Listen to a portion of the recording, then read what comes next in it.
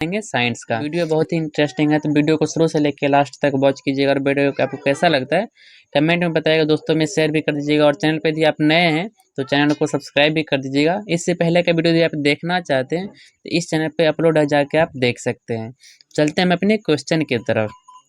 तो हम फिर से इससे पहले भी जो हो चुका है आप देख सकते हैं। अब हम करेंगे उसके बाद कैसे फिजिक्स से, फिजिक्स करेंगे, उसके बाद केमिस्ट्री, उसके बाद सबसे अंतिम में बायोलॉजी।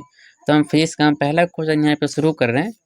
फर्स्ट नंबर का क्वेश्चन बोल रहा है, सूर्य से आने वाला प्रकाश पुंज निम्न में से कौन है। अब देखिए ऑप्शन है आपके पास, अभिसरित किरण पुंज है, समांतर किरण पुंज है, अपसरित किरण पुंज है और इनमें से सभी।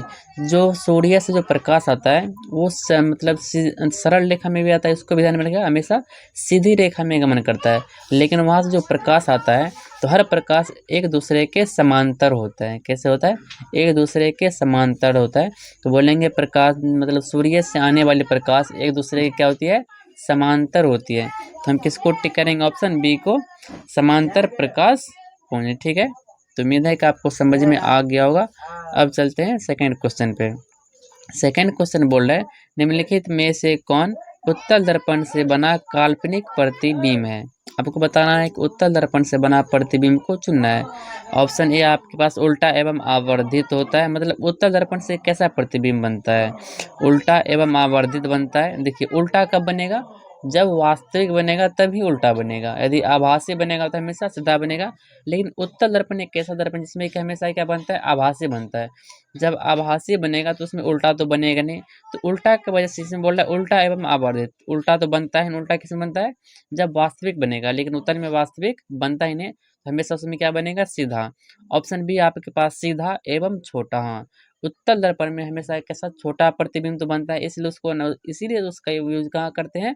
तो साइड मिरर के रूप में करते हैं, क्योंकि उसका दृष्टि क्षेत्र बड़ा होता है और वह हर चीज का, हर वस्तु का प्रतिबिंब छोटा बनाता है। छोटा भी बनाता है और सीधा भी बनाता है। क्योंकि हमेशा कौन सा बनाता है? तो आभासी बनाता है। और जब भी आभासी बनेगा तो सीधा बनेगा। ठीक है, तो हम ऑप्शन बी को यहाँ से टिक कर सकते हैं। ठीक है, उतना आगे जाने की जरूरत भी नहीं है। ठीक है, अब चलते हैं क्वेश्चन नंबर थर्ड की तरफ। क्वेश्चन नंबर थर्ड बोल रहा है, निम्न में से दर्पण सूत्र कौन है। दर्पण सूत्र होता है 1/v प्लस में 1/u बराबर में 1/f। देखिए दर्पण सूत्र में उतना दिक्कत होगा नहीं कि किसी में प्लस है, तो उल्टा पुल्टा भी कर सकते हैं। लेकिन जब बात लेंस का आएगा तो वहाँ पे आपको ध्यान रखना है, क्योंकि वहाँ पे माइनस होता है। माइनस में थोड़ा दिक्कत है, प्लस में भी रहेगा तो उल्टा पुल्टा लिख सकते हैं, लेकिन माइनस में वैसा नहीं होता है, तो उसको ध्यान में रखना है। तो दर्पण सूत्र क्या हो जाएगा? 1/v प्लस में 1/u बराबर 1/f। ठीक है, यदि वही लेंस रहता तो 1/v minus 1/u is equal to 1/f। और एक फॉर्मूला और आपको याद रखना है कि f बराबर r/2। और एक और याद रखना है कि p is equal to 1/f, power का फॉर्मूला होता है लेंस के लिए। ठीक है, तो अब हम चलते हैं क्वेश्चन नंबर 4 पे। क्वेश्चन नंबर 4 बोल रहा है, आभासी प्रतिबिंब कैसा होता है। आपको बताया कि जब भी आभासी बनेगा तो कैसा बनेगा? सीधा बनेगा, और जब वास्तविक बनेगा तो उल्टा बनेगा। तो यहाँ बोल रहा है आभासी प्रतिबिंब कैसा होता है? उल्टा होता है, सीधा होता है, दोनों होता है, इनमें से कोई नहीं।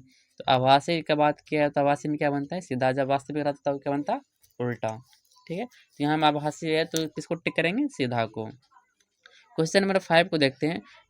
इसमें बोला, निम्न में से किस दर्पण की फोकस दूरी धनात्मक होती है। अब आपको पता है कि जब लेंस और दर्पण इसमें धनात्मक और ऋणात्मक हमेशा पूछा जाता है, किसका फोकस दूरी धनात्मक होता है, किसका ऋणात्मक। तो एक ही कॉन्सेप्ट वहाँ पे आता है, ग्राफ का नियम। यदि आपको ग्राफ का नियम है, जैसे ये ग्राफ बनाते हैं तो ऐसे वाई एक्स रहता है, ऐसे एक्स है। इधर का जो भी एक्स रहेगा माइनस में, इधर का एक्स प्लस में, उधर का वाई जो रहेगा ऊपर का प्लस में, नीचे का वाई माइनस में। तो दर्पण कौन सा इसमें बोल रहा है? देखिए निम्न में से किस दर्पण की फोकस दूरी धनात्मक। फोकस दूरी धनात्मक किसका होगा? दर्पण की बात है ना। हाँ दर्पण।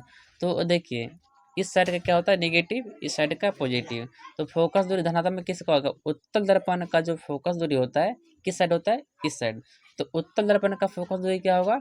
धनात्मक होगा। और अवतल दर्पण का फोकस दूरी किस साइड होता है? इस साइड होता है, तो उसको क्या बोलेंगे? ऋणात्मक। तो उत्तल दर्पण कैसा? उत्तल दर्पण का फोकस दूरी धनात्मक होता है, लेकिन अवतल दर्पण का फोकस दूरी ऋणात्मक होता है। तो यहाँ क्या बोल रहा है कि किसकी फोकस दूरी, ठीक है, किस दर्पण की फोकस दूरी धनात्मक होती है। ऑप्शन आपके पास उत्तल दर्पण, समतल दर्पण, अवतल दर्पण, इनमें से कोई नहीं। तो आपको बताया कि यहाँ पे ग्राफ का नियम लागू होता है। यदि आप 10th में ग्राफ पढ़े होंगे और ग्राफ हर साल 5 नंबर में आता है तो उसको पढ़ना भी जरूरी है, तो पढ़ लीजिएगा। और वहीं से यदि आपका क्लियर है एक्स एक्स और वाई एक्स, यदि क्लियर है कि कौन पॉजिटिव में रहता है कौन नेगेटिव में रहता है, तो वहाँ से आप आराम से लेंस का याद करके आंसर बता सकते हो।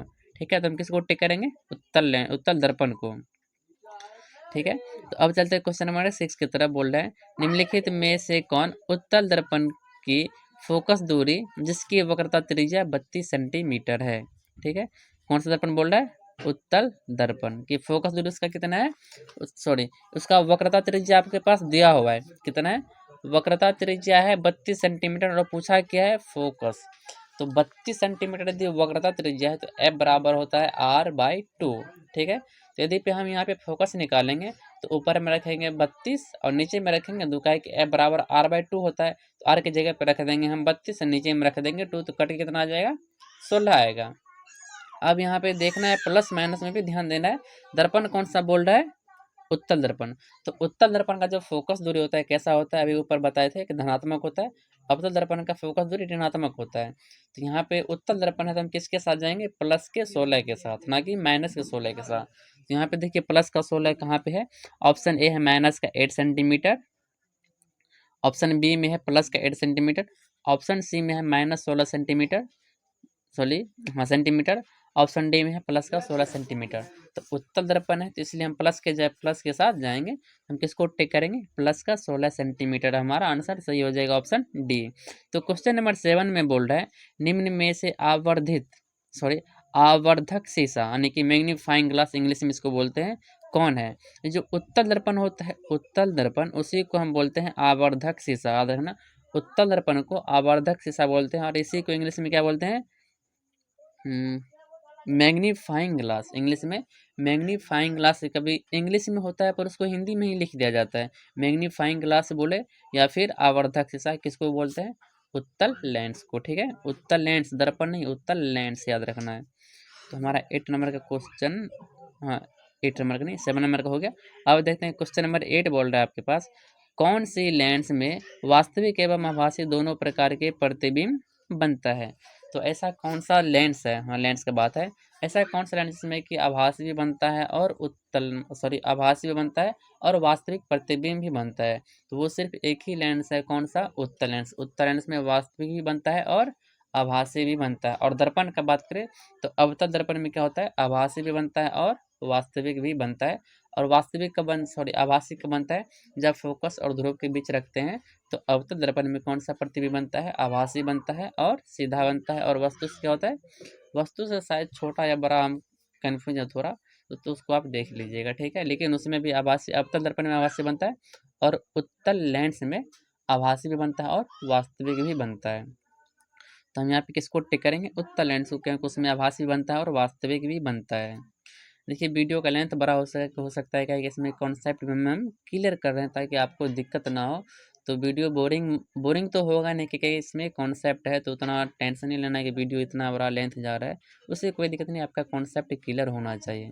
थोड़ा टाइम लगेगा, यदि आपका कॉन्सेप्ट क्लियर है तो आप कहीं पे फंस नहीं सकते। तो उल्टा पुल्टा के क्वेश्चन में पूछेगा तो उससे दिक्कत आपको होगा नहीं, कहीं आपका कॉन्सेप्ट क्लियर रहेगा तो वहाँ पे कोई दिक्कत होगा ही नहीं।